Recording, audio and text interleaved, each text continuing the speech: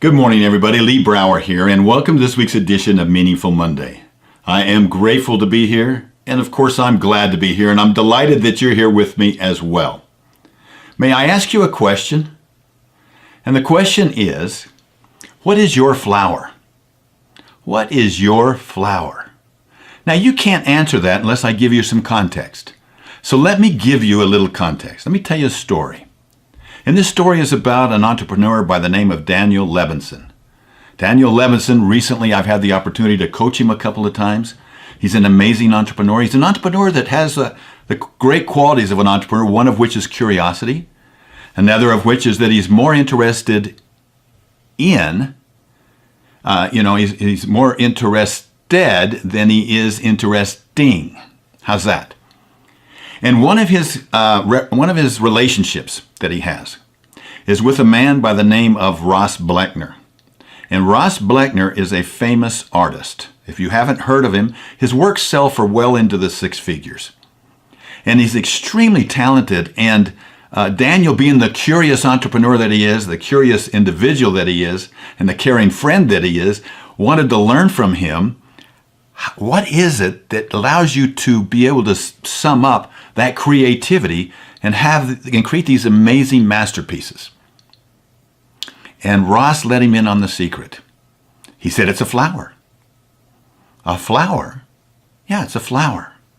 He said, years ago, I found a flower that I admired so much that I decided and it inspired me so much that I decided I would paint that flower before I started work that day. And when I got into that, I was in such a great inspired mood that I was able to overcome the challenges. I was able to keep my mind focused. I was organized, and the creative juices just flowed. And I've done that every day since. I just make minor modifications of creativity in each time. And this last week when Daniel came in, he brought in, I was so curious, he brought in an actual picture of one of the flowers. So here you get to see, it's a beautiful piece of art. But this is what Ross Bleckner uses to get his day started, to get him going. So I had to ask myself, what is my flower? What's my flower that inspires me? What is my flower that gives me the best chance to create a masterpiece today? And as I thought about it, I said, I wish I would have discovered it earlier in my life. But in the last few years, I found the flower for me. And it's hidden within this book that I created called the Empowered Wealth Journal.